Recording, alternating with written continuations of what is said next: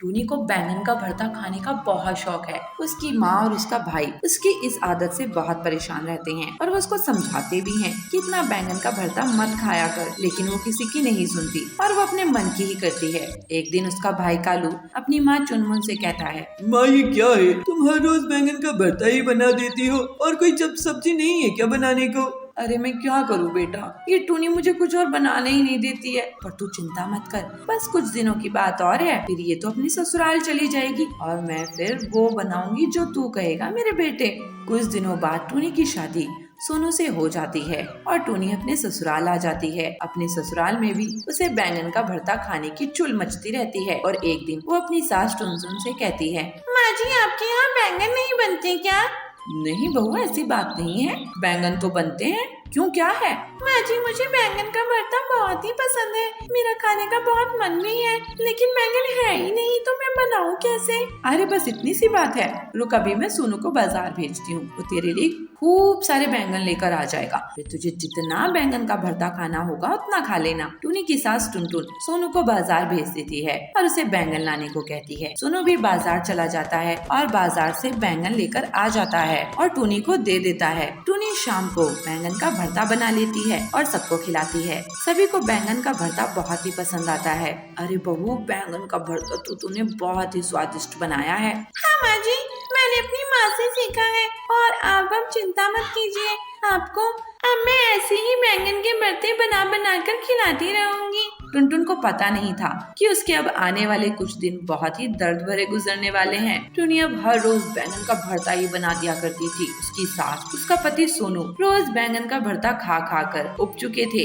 एक दिन उसका पति टुनी से कहता है, टूनी, मैं तो अब तंग आया हूँ तुम्हारे इस बैंगन के भरतों से, कुछ और भी चीज कभी कभार बना लिया करो ना, और भी तो सब्जियाँ हैं, क्या तुम हर रोज यही बैंगन का भरता बनाकर बैठ जाती हो? क्या करूँ जी, मेरा पेट इसी से भरता है, अगर मैं कोई और सब्जी खा लूँ तो मेरा पेट ही नहीं भरता है। सोनू भी अब थक हार चुका था टूनी को समझा समझा कर, लेकिन टूनी कुछ समझने को तैयार ही नहीं थी। वो तो अपना रोज ही बैंगन का भरता बनाकर बैठ जाती थी और उसकी सास और उसका पति सोनू अब बैंगन का भरता खा खा कर बेहाल हो चुके थे। पर बेचारे वो करते भी क्या, टूनी उनके सामने कुछ चलने ही नहीं देती थी।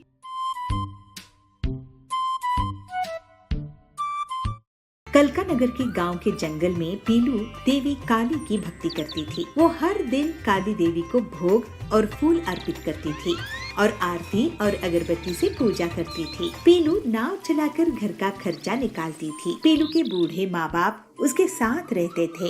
हे काली माँ, आप ही मेरी बेटी का ख्याल रखना, इसे अच्छा पति मिले, ये खुश रहे। इसकी तो नाव भी अब पुरानी हो गई है, मुझे बहुत चिंता रहती है इसकी। अगले दिन पीलू नदी में जाती है और तभी उसको जाबाज मिलता है। वो वहाँ का गुंडा था। पीलू, अब से तू यहाँ नाव नहीं चलाएगी, ये मेरा इलाका है। नदी किसी का इलाका नहीं होता जाबाज जी, मेरे घर में बूढ़े माँ बाप है, मुझे उनके लिए कमाना है। तू मुझसे अकड़ दिखाएगी तो तेरी खैर नहीं, कल से दिखना नहीं मुझे। पीलू ये बात जाकर काली देवी के सामने कह देती है और वो दूसरे दिन भी अपनी नाव लेकर काम पर जाती है और पीलू पूरे दिन नाव से काम करके शाम में पैसे लेकर घर जाती है। दूर से जाबाज उसको देख लेता है। ये पिद्दी चिड़िया पीलू, इसकी बहुत हिम्मत है मेरे सामने अकड़ दिखाने की, इसको तो मैं अच्छे से मजा चखाऊंगा। पीलू को रास्ते में जाबाज के गुंडे घेर लेते हैं और उससे पैसे छीन लेते हैं। हे माँ काली, ये क्या हो गया मेरे मेहनत की कमाई, ये तो गुंडे छीन कर ले गए।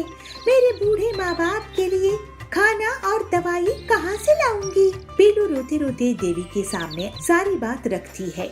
अगले दिन पीलू फिर से काम में जाती है। जब वो लौट रही थी तब जाबाज उसको फिर से घेर लेता है। तुझे तेरी माँ पिताजी के साथ जंगल से बाहर भेज दूंगा पीलू, अब पूरे पैसे निकाल। नहीं, मैं तुझ जैसे गुंडों से डरने वाली नहीं हूँ, मेरी माँ काली मेरी रक्षा करेगी। लेकिन जाबाज नहीं रुकता और उससे पैसे छीन लेता है और उसकी पुरानी नाव भी तोड़ देता है। पीलू रोने लगती है और रोते रोते काली के मंदिर जाती है। माँ काली, मुझसे जो भी भूल हुई है उसके लिए मैं माफी मांगती हूँ, लेकिन इसकी सजा मेरे माता पिता को नहीं दीजिए। काली माँ प्रकट होती है। बेटी, तूने कुछ भी गलत नहीं किया है। मैं तेरे साथ हुए अन्याय को जानती हूँ। अब तेरा कल्याण करने के लिए समय आ गया है। मैं तुझे एक ऐसी नाव भेंट दूंगी जो कभी किसी ने नहीं देखा होगा। काली देवी देवी के लिए एक पेडल वाली नाव प्रकट कर देती है। अब तू निडर हो, मैं तेरी रक्षा के लिए आऊंगी। माँ, तुम मुझे आशीर्वाद दो कि मैं तुम्हारी भक्ति से कभी नहीं भटकूं। मेरा आशीर्वाद है बेटी। और फिर वहाँ से देवी अंतर्ध्यान हो जाती है और पीलू घर आकर सारी बात अपने माता पिता से कहती है। उसके माता पिता सुनकर हैरान हो जाते हैं और खुश भी हो जाते हैं। वाह पीलू, ये पेडल वाली नाव कहाँ से लाई हो? ऐसी नाव तो पूरी दुनिया में सिर्फ तुम्हारे पास ही होगी। ये देवी माँ काली का आशीर्वाद है हरिया काका। लेकिन बेटी, जाबाज तुझे इसका नुकसान न पहुँचा दे। जाबाज को काली माँ देख लेगी। वाह, ये नाव तो मुझे पसंद आ गई है। अब मैं ये नाव अपने कब्जे में कर लूँगा। जाबाज और उसके आदमी नाव की तरफ बढ़ते हैं। तभी वो लोग अचानक जमीन में पटकनी खाने लगते हैं, जैसे उन्हें कोई फाड़ कर पीट रहा हो। ये क्या हो रहा है?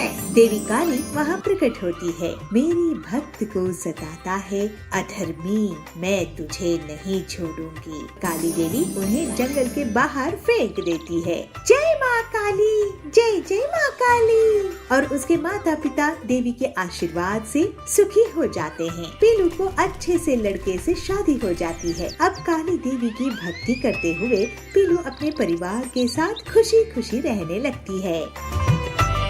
बड़े बड़े तरबूजों को देखकर पूरा परिवार बहुत खुश होता है और उन्हें टिल्लू बाजार में बेचने लगता है। तरबूज बेचने से टिल्लू की बहुत अच्छी कमाई होती है। एक जंगल में पीलू चिड़िया अपने पिता टिल्लू और अपनी माँ बबली के साथ रहा करती थी।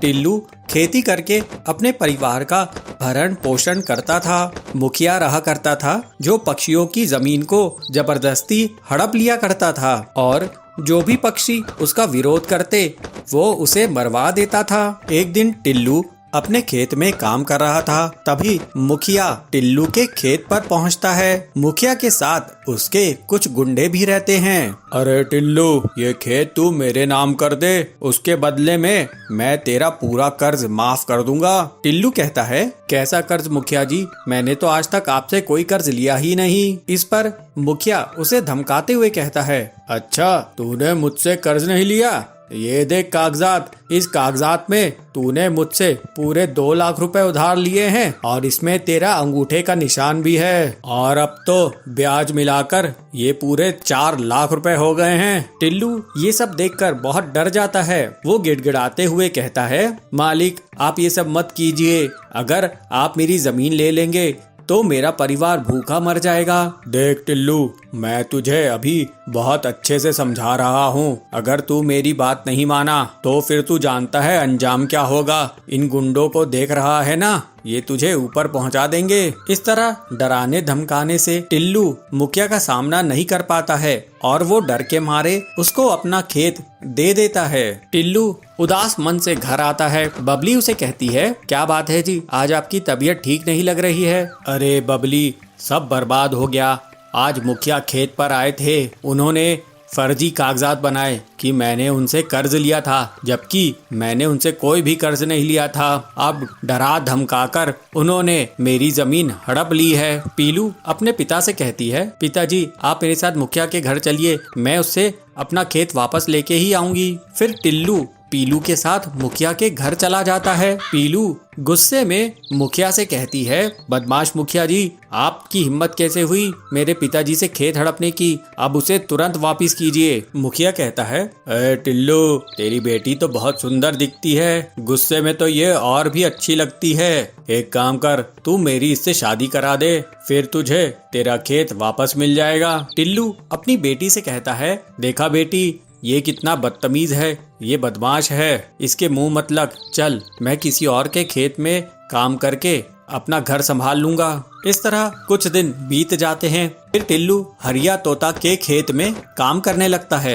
एक दिन पीलू अपने पिता के लिए भोजन ले जा रही थी, तभी उसे किसी के करहाने की आवाज आती है। पीलू उस आवाज की तरफ जाती है तो झाड़ियों के बीच में उसे एक पक्षी दिखाई पड़ता है। वो बहुत घायल था और वो करहाते हुए पानी मांग रहा था। पीलू कहती है, ये लीजिए पानी पीजिए। पीलू चिड़िया तुरंत ही उस घायल पक्षी को पानी पिलाती है। फिर वो पक्षी पीलू से कहता है, बेटा तुम्हारा बहुत बहुत शुक्रिया। एक जंगली जानवर ने मुझ पर हमला कर दिया था, मैं बुरी कदर घायल हो गया था। यहीं पास में ही मेरा घर है, तू मुझे मेरे घर तक पहुंचा दे। फिर पीलू उस घायल पक्षी को उसके घर तक पहुंचा देती है। घर पहुंचने के बाद वो पक्षी पीलू को एक बड़ी सी पोटली लाकर देता है। बेटा तूने मेरी जान बचाई है, ये ले, इसमें तेरे लिए इनाम है। बेटी ये कोई साधारण इनाम नहीं है, ये तरबूज के जादुई बीज हैं, इन्हें तू अपने आंगन में बिखेर देना,